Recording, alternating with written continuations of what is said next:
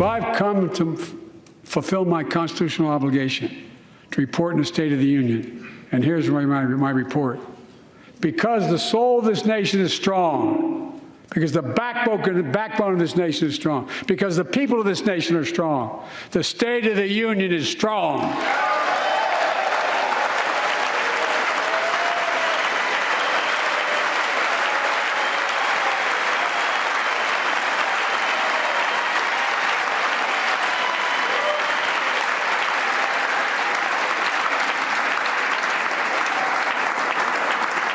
I'm not new to this place. I stand here tonight having served as long as about any one of you have ever served here. But I've never been more optimistic about our future, about the future of America. We just have to remember who we are. We're the United States of America, and there's nothing beyond our capacity if we do it together. God bless you all, and may God protect our troops. Thank you.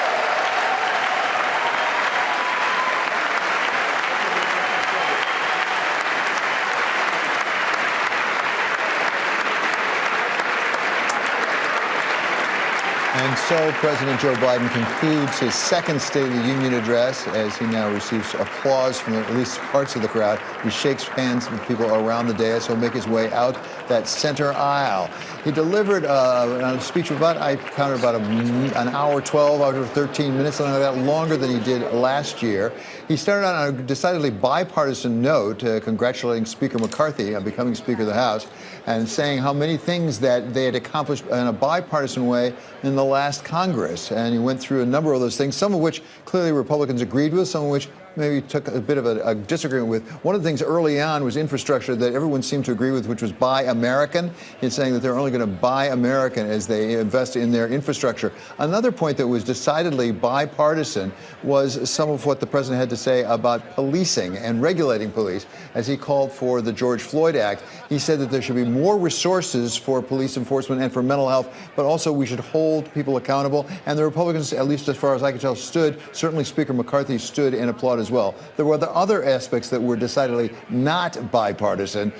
One of them was about energy policy, where the president said that the oil companies shouldn't worry about investing in oil fields because oil would be around for at least another decade, which actually caused people to laugh in the chamber, particularly on the Republican side. Also, the border really raised a lot of questions. People yelled some fairly rude things to the president about what he wanted to do on the border. And when he talked about fentanyl, somebody yelled, "It's your fault fentanyl's coming in." So there was a lot in this speech. There was something of a laundry list of various issues that he would like to address that we'll be chewing over for some time to come.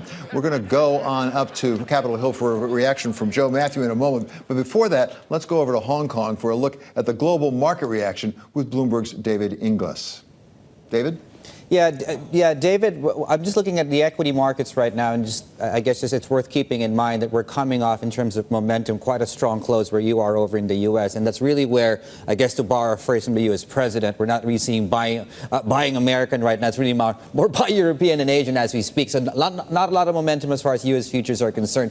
We're up ever so slightly across the Asian regional benchmark, as you can see here. That's really led by these tech-heavy indices like Taiwan and Korea, for example. Let's flip the boards, and it takes us really into the Chinese equity story, where there's really not a lot of momentum coming through today. And as you can see, we're fairly mixed.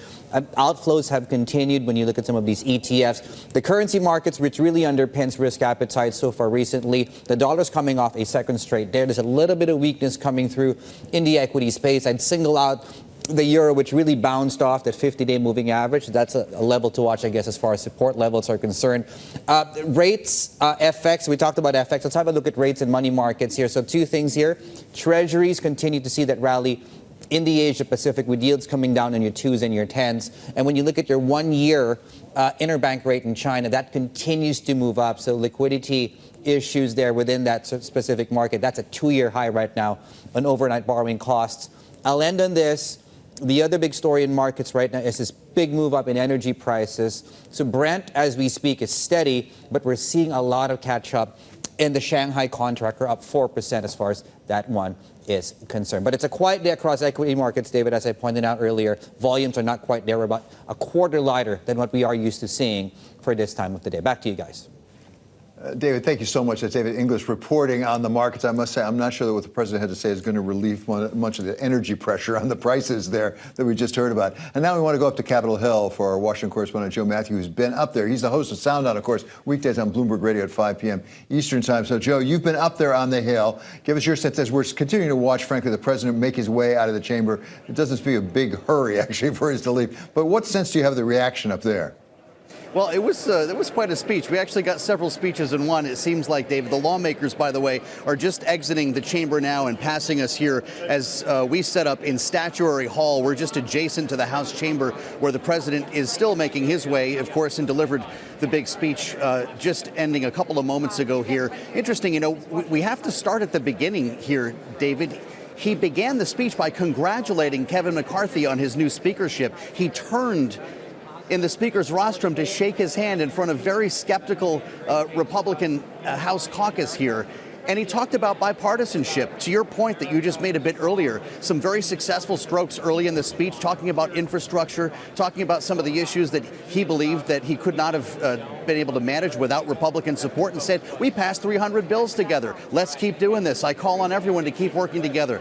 But there was a real chill in the room when he started going through economic policies, for instance, when he touched the debt ceiling. And by then, when we heard Marjorie Taylor Greene yelling liar, along with a couple of other members of the Republican caucus from the very back of the room, things got pretty unruly here. And David, as you watched, as he worked through climate change and even the gun issue, Speaker McCarthy had to repeatedly shush his caucus. He had to repeatedly ask them to stop here. You know, brings us back to 2009 when then Congressman Joe Wilson yelled, "You lied," at President Barack Obama. That was a huge deal, a massive break in decorum when it happened. And David, it speaks to the political climate that we're in right now, that this is considered par for the course on a night like this.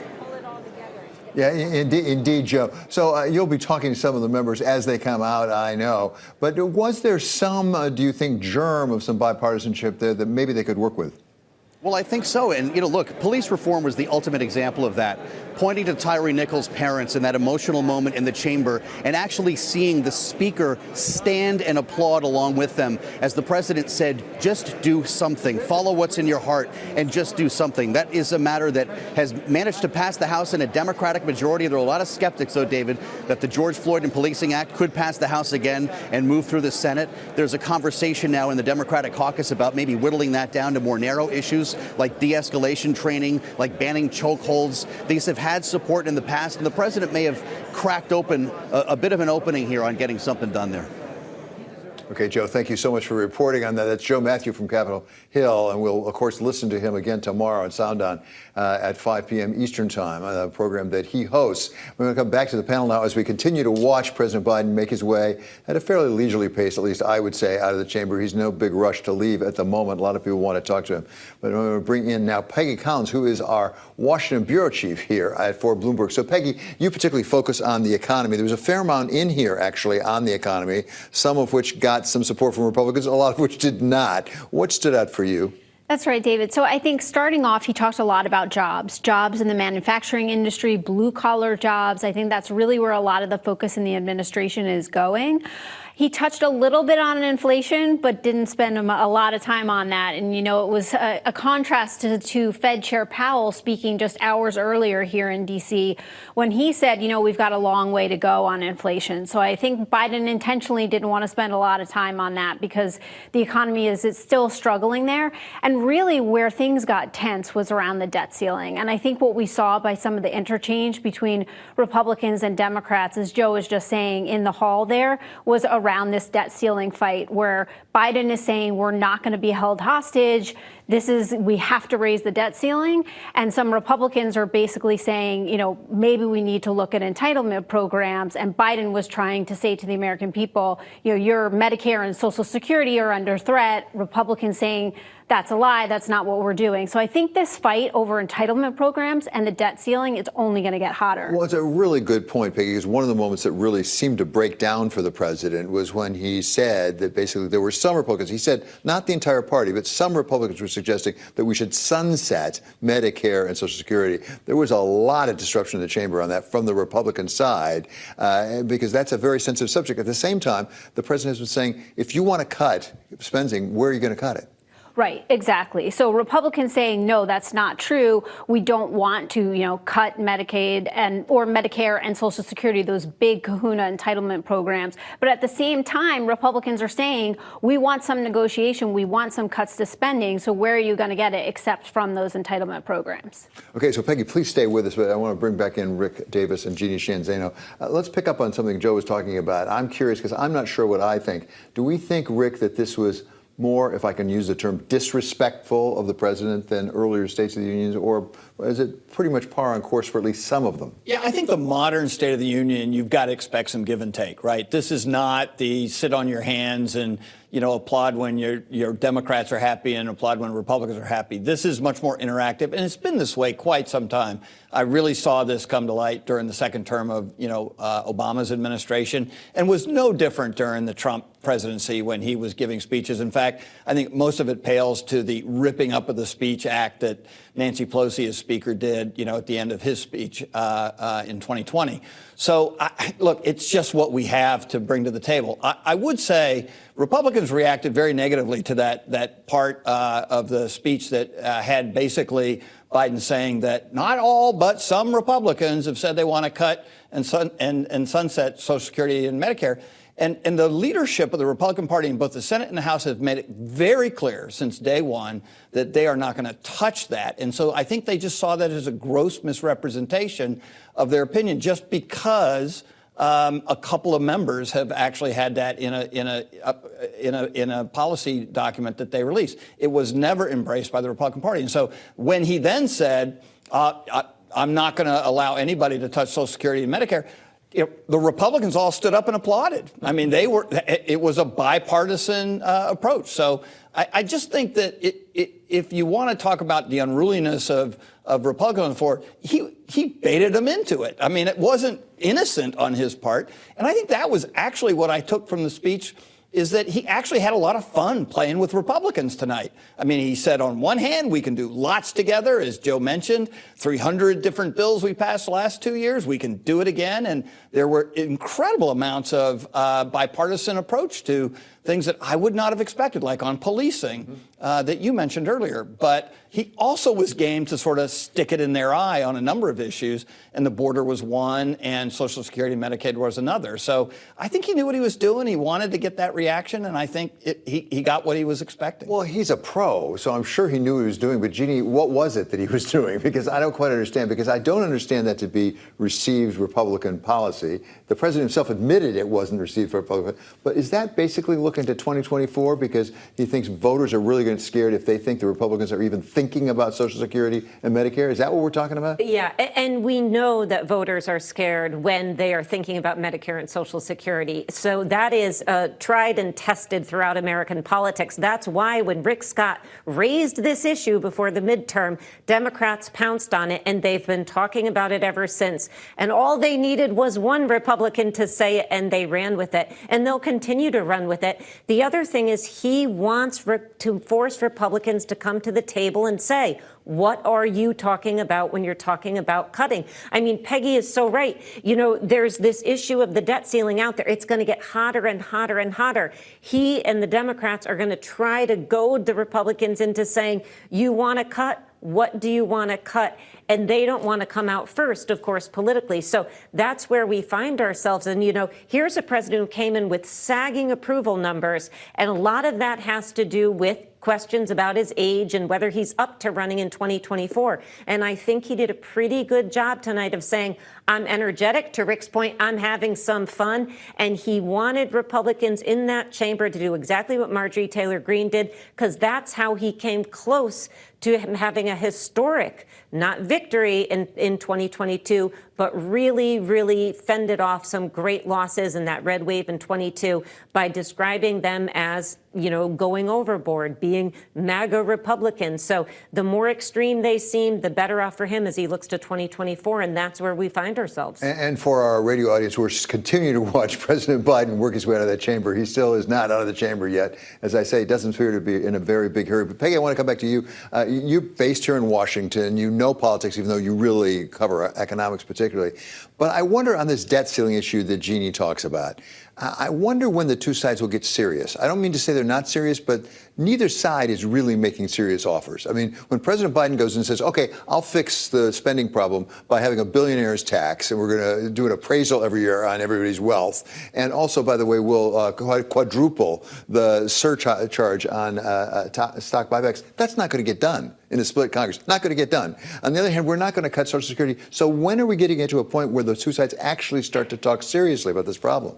Well, I think it's a ways to go before, for some of the reasons you said. The tax policies that Biden put out there tonight are basically a no-go, that people think they'll be a non-starter in a split Congress. And on the other hand, the Republicans are just getting their people on committees, right? They're still organizing in terms of running the House right now. So I think we've got some structural issues before we even get to some of the actual give and take that may happen.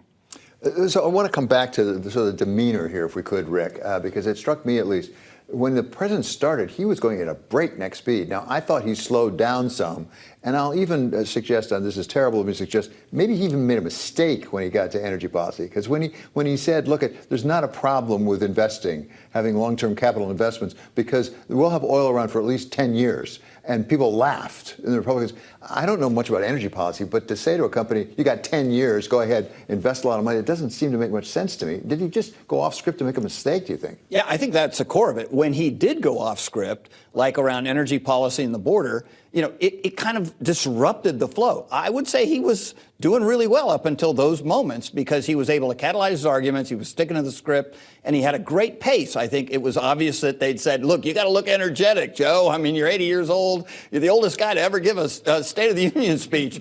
Don't go slow. And so the reality is, even though it was a long speech, he really started out at a fast clip. But then he got bollocksed up around a few of these moments where he tried to sort of ad lib, and the ad lib backfired on him badly in at least two of those occasions. I would say, look, at the end, we're going to really trying to think, what did the American people take from this speech? Here's a president in his bully pulpit. He actually got to tell people for over an hour and 15 or 12 minutes, what he wanted. And even though there were these disruptions, you didn't really get that in the American public. You got what he was saying. And so that, one, huge advantage for Joe Biden. Two, did he connect? I do think he connected well on the stories of the heroes. Those things were classic vintage Joe Biden, the stories, the empathy. I thought that was really well done.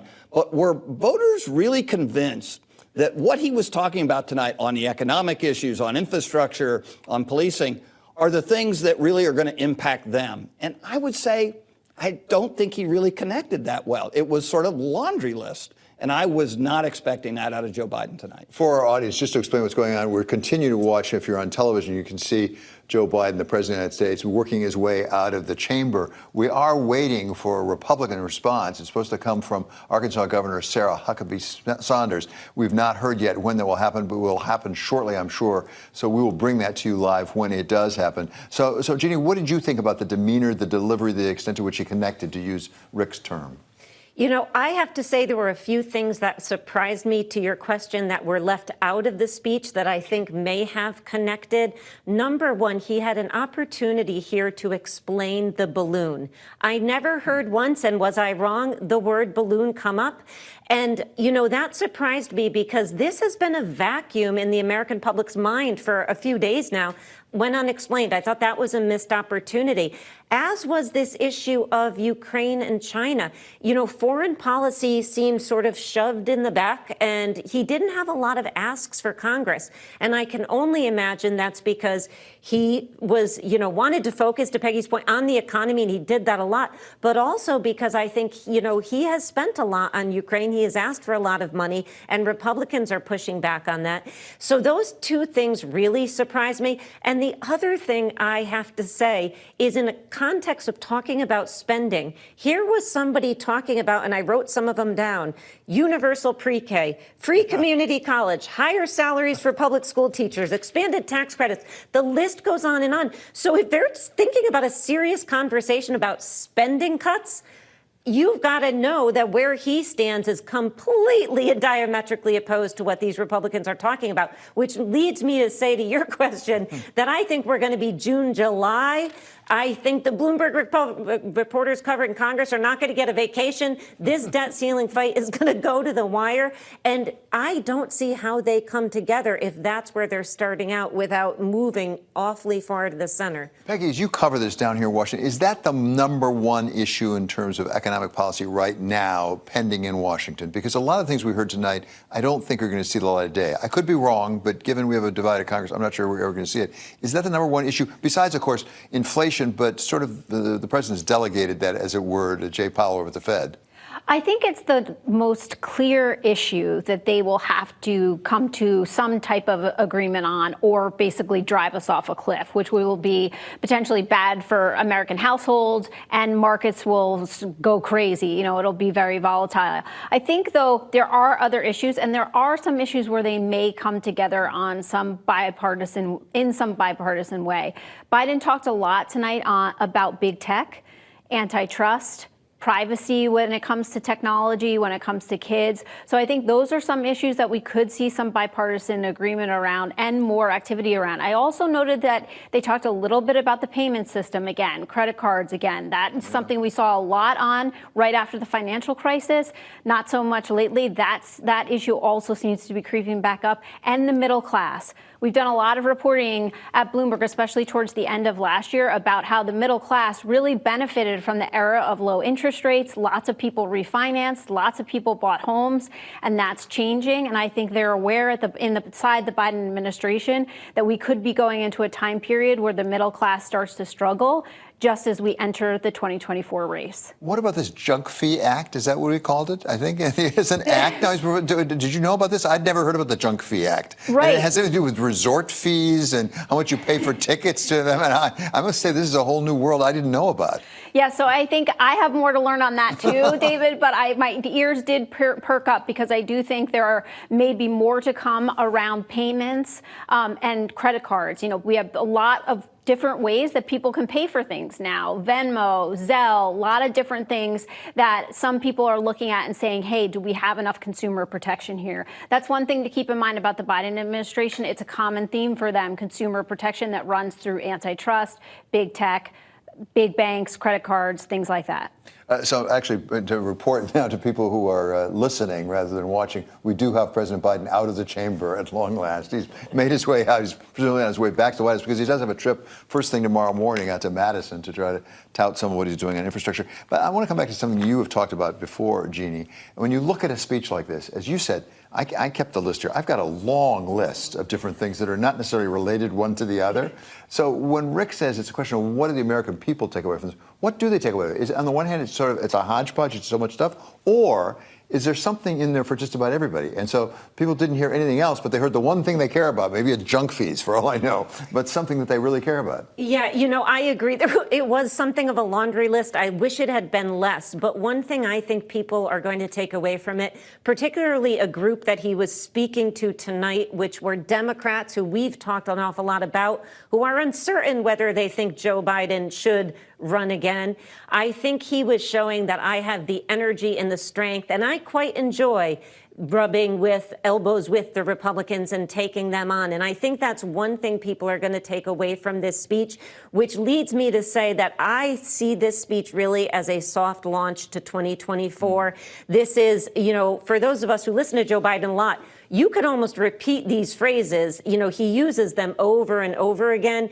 He's incredibly consistent in that regard. And I think we saw here that he is going to use the same playbook in 24 if he decides to run that he used in 20 and really used in 2022, which is to cast the extremism in the Republican Party and say, I am a steady hand and I'm not afraid to take them on. So, you know, that'll work provided Trump runs. I don't know how well it works if Trump doesn't run or is not the nominee. He's already running. So I see the speech that way. I think that's one takeaway. Otherwise, you're looking at a laundry list that I'm not sure resonates in the way he might have wanted it to. Rick, as you know, those of us in the media are always reading tea leaves, whether they're there or not. Help us read tea leaves. Did you see anything in this speech that would indicate one way or the other whether you think President Biden has made a decision about running? not in this speech. And I kind of disagree with Jeanne on this. I really didn't see this speech at all as a message to be president for another 4 years. I mean, I barely saw this speech as to why you're even hanging around for the next 2 years, because it was basically a recitation of everything he's already accomplished, patting on the back, saying, hey, we've done so much. Now we just have to like mop it up, make sure things get done. And that's when the American people will start to see this stuff. We're going to get rid of lead pipes. Well, that's a 10-year project. I mean, I don't know if he's actually expecting to be around for another 10 years when that's completed. But the reality is there's no vision for the future. He did not actually even lay out a plan for the next 2 years. And so I was scratching my head, kept waiting for him. Any minute now, he's going to say, for the next 2 years, here's what we're going to accomplish. Or for the next 6 years, this is what the job well done will be. And you didn't see that. It's kind of a lobbyist paradise, this speech. I mean, every little issue that the lobbyists want in Washington, he talked about. I mean, some I didn't even know were issues. And he brought them up in the State of the Union. And so you really wonder, like, who's he talking to there? Your point is, is he talking to every man, woman, and child in the United States and like did a poll and ticked off the top 25 issues and hope one of them going to connect? That's not how this usually works. No big ideas, nothing, as Jeanne said, on commander-in-chief. Big portions of his presidency were left out tonight. And so I don't get the sense that there's this like plan for the campaign coming up, and here are the themes that I'm testing out in my State of the Union to the 40 million people who are watching tonight. I just think it's a missed opportunity. Okay, let me turn it around. It may be a lobbyist's dream list. Is it a Jeff Zients chief of staff dream list? I mean, if you're the chief of staff, the new chief. Being a mom, oh, I'm sorry. We now have Sarah Huckabee Sanders. We're doing her now live. Believe every story I hear, so forgive me for not believing much of anything I heard tonight from President Biden. From out-of-control inflation and violent crime to the dangerous border crisis and threat from China, Biden and the Democrats have failed you. They know it, and you know it. And it's time for a change. Tonight, let us reaffirm our commitment to a timeless American idea that government exists not to rule the people, but to serve the people. Democrats want to rule us with more government control, but that's not who we are. America is the greatest country the world has ever known because we're the freest country the world has ever known, with a people who are strong and resilient. 5 months ago, I was diagnosed with thyroid cancer. It was a hard time for our family, particularly our kids, Scarlett, Huck, and George. But we kept our faith and persevered. Thanks to exceptional doctors here in Arkansas, a successful surgery, and the grace of God, I am cancer-free. Through it all, I couldn't help but think about my mom. She was 20 years old and into her first year of marriage when she was diagnosed with spinal cancer. The doctors told her she might not live, and if she did live, they said she'd never walk again. And if she did walk, she'd definitely never have children. The daughter she was told she'd never have was just sworn in as the new governor of Arkansas and is speaking to you tonight. Adversity and fear of the unknown can paralyze us, but faith propels us to charge boldly ahead. We can't stand still in the face of great challenges. You and I were put on this earth for such a time as this, to charge boldly ahead. I'll be the first to admit, President Biden and I don't have a lot in common. I'm for freedom, he's for government control. At 40, I'm the youngest governor in the country. And at 80, he's the oldest president in American history. I'm the first woman to lead my state, and he's the first man to surrender his presidency to a woke mob that can't even tell you what a woman is. In the radical left's America, Washington taxes you and lights your hard-earned money on fire. But you get crushed with high gas prices, empty grocery shelves, and our children are taught to hate one another on account of their race, but not to love one another or our great country. Whether Joe Biden believes this madness or is simply too weak to resist it, his administration has been completely hijacked by the radical left. The dividing line in America is no longer between right or left. The choice is between normal or crazy. It's time for a new generation of Republican leadership. Upon taking office just a few weeks ago, I signed executive orders to ban CRT, racism, and indoctrination in our schools, eliminate the use of derogatory term Latinx in our government, repealed COVID orders, and said never again to authoritarian mandates and shutdowns. Americans want common sense from their leaders, but in Washington, the Biden administration is doubling down on crazy. President Biden inherited the fastest economic recovery on record, the most secure border in history, cheap, abundant, homegrown energy, fast rising wages, a rebuilt military, and a world that was stable and at peace. But over the last 2 years, Democrats destroyed it all.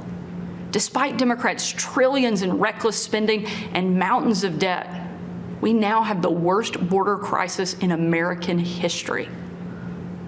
As a mom, my heart breaks for every parent who has lost a son or daughter to addiction. 100,000 Americans a year are now killed from drug overdoses, largely from fentanyl pouring across our southern border. Yet the Biden administration refuses to secure the border and save American lives. And after years of Democrat attacks on law enforcement and calls to defund the police, violent criminals roam free, while law-abiding families live in fear.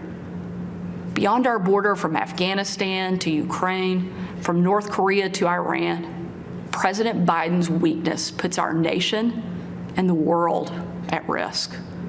And the president's refusal to stand up to China, our most formidable adversary, is dangerous and unacceptable.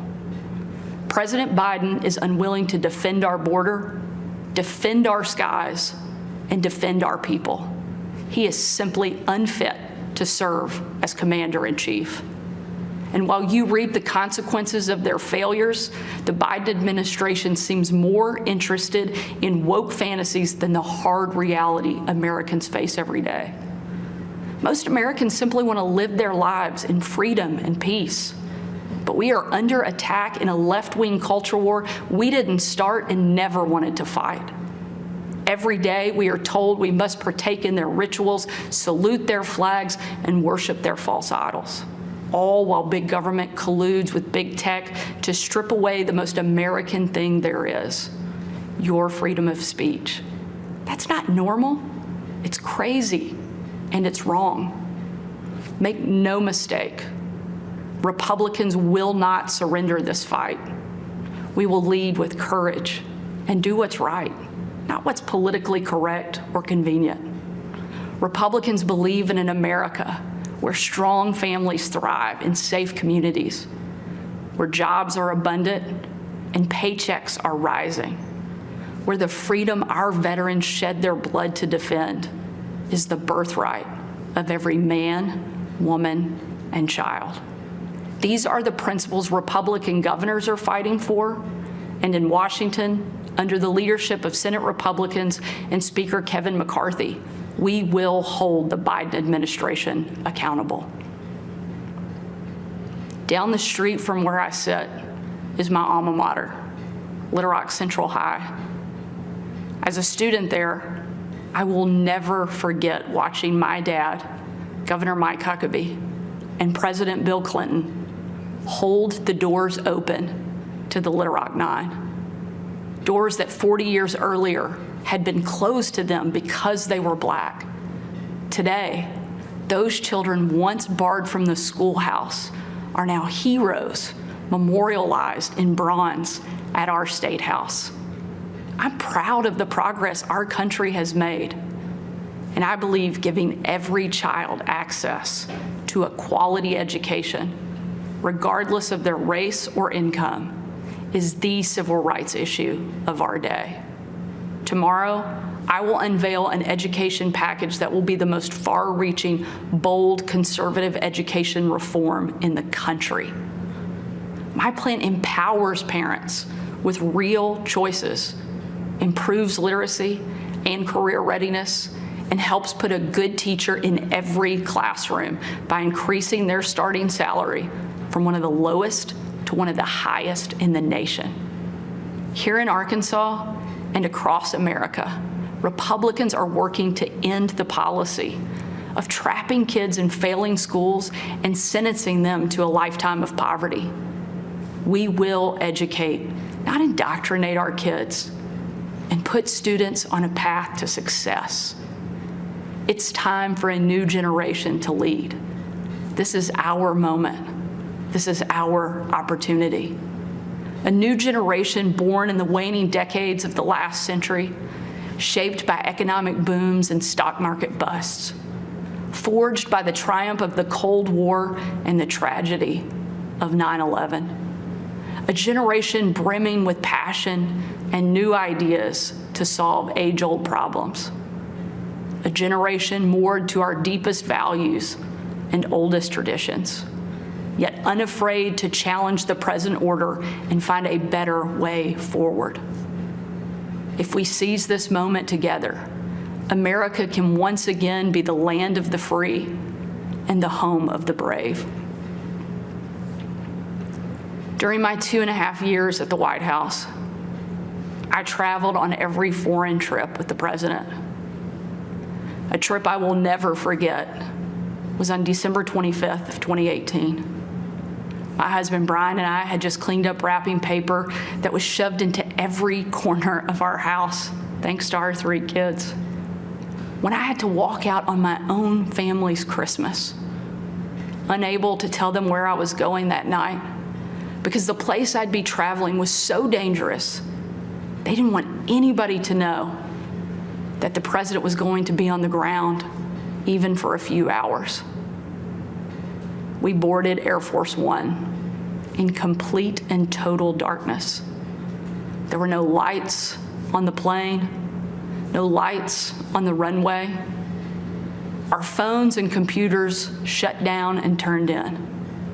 We were going completely off the grid. Nearly 12 hours later, in the pitch black of night, we landed in the war-torn part of Western Iraq. It was again a similar scene. No lights on the plane, no lights on the runway. The only thing you could see was coming from about a mile away in a dining hall where hundreds of troops who were in the fight against ISIS had gathered expecting to celebrate Christmas with senior military leadership from around the region. They had absolutely no idea that the president and first lady were about to walk into that room. And when they did, it was a sight and a scene and a sound I hope I never forget. The room erupted.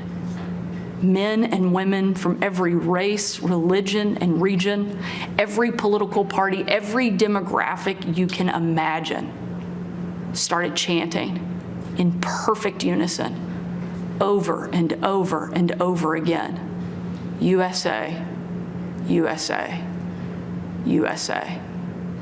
It was an absolutely perfect picture of what makes our country great.